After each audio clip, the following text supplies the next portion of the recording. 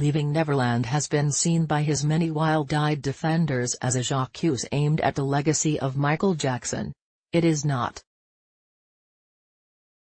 It is a detailed, 4-hour study of the psychology of child abuse, told through two ordinary families who were groomed for 20 years by a pedophile masquerading as a trusted friend. It's a mask that is often used by predators, whether a priest, a teacher, an uncle. This time the man behind the mask just happened to be Michael Jackson. I had only a foggy idea about all this before starting work on the film. The complex, counterintuitive and repugnant truths of child abuse that Wade Robson, James Safechuck and their families have courageously unraveled on camera came as a shock to me. In particular, the repellent but undeniable fact that a powerful attachment often forms between the predator and the child, who experiences the adult's advances not as abuse, but quite the opposite, as love. Equally disturbing to any parent is the child's subsequent urge to shelter the abuser from parents or police. This misplaced loyalty often persists into adulthood, even though the adult knows by now that child abuse is a crime. I felt anointed, as Wade puts it. And then there's the fear of consequences. Michael told me we'd go to jail for the rest of our lives, said Wade, describing a conversation that he had at Neverland when he was 7, but was repeated many times. The combined weight of love, shame and fear can lead to a lifetime of silence.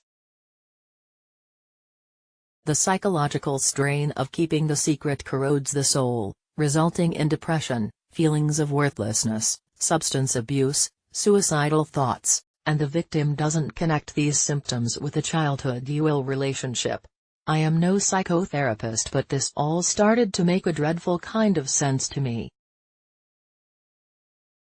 As James observed poignantly in a recent interview, your whole childhood is a lie. Michael Jackson fans protest against the film. Photograph, denginamol/e.p.a. And here is the saddest truth of all. We trust our children to warn us of any unwelcome physical contact by an adult. But what if, sickening though it sounds, they do enjoy it, and do feel special? Oprah Winfrey, herself a survivor of child abuse, goes so far as to say that child abuse is a misnomer, it should be called child seduction. When Wade tells his mother that Jackson molested him, she turns to him, "How could you not have told me?" Wade chokes up as he describes this. "That's a really complicated question," is all he can manage to say. Wade was in love with Jackson and cherished that relationship even more than the bond with his mother. That situation persisted for years. It wasn't until after he became the father of a little boy that Wade woke and began to look for a way out of the accursed mental Neverland he'd entered 22 years earlier. Everything about child abuse is complicated, but that's where the documentary form comes into its own. I've always believed that less is more and shorter is better, but what I realized, as the talented editor Jules Cornell and I put together the story over many months, was that this anatomy of two families' ordeals demanded a far bigger canvas than any other story I'd tackled in my years of presenting complex stories of trauma through intimate personal testimony. This one takes 4 hours to tell, and, until you've watched all of it, you're in the dark about whether to believe James and Wade or not. Few who have watched it without prejudice are left in any doubt by the end. By contrast, the counter-narrative from the Jackson camp has been aggressively reductive. It's all about the money, they intone every time a new accuser emerges. This time though, there's a second cudgel their legal and propaganda machine is using to beat the children that Jackson raped. Wade was the first defense witness in the 2004 fifth criminal trial of Michael Jackson. His testimony helped to acquit the king of pop of molesting Gavin Arvizo, a child cancer survivor. Wade states in my film that he had perjured himself because he could not bear to see Jackson, the man he loved, go to jail. Telling the truth was out of the question. He had never told a soul, not even his mother. So the Jackson camp now call him an admitted liar.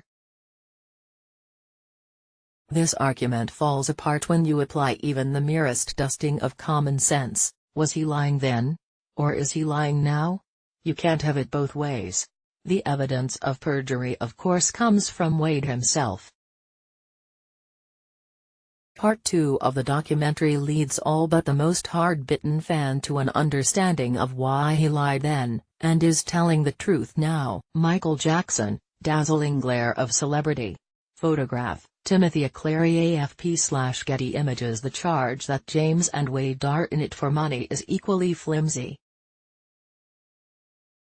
In 2013, Wade, joined later by James in a separate, but similar case, launched a lawsuit against Jackson's estate, claiming that Jackson's business associates knew he was molesting little boys but turned a blind eye. Their cases were dismissed on technical grounds, but the judge made no ruling on the validity of the abuse claims.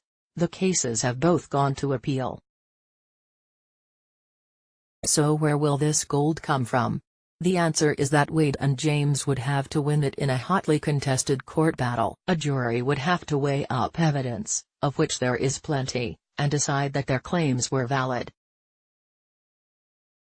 And damages would then be awarded against the Jackson estate. Some people would call that justice.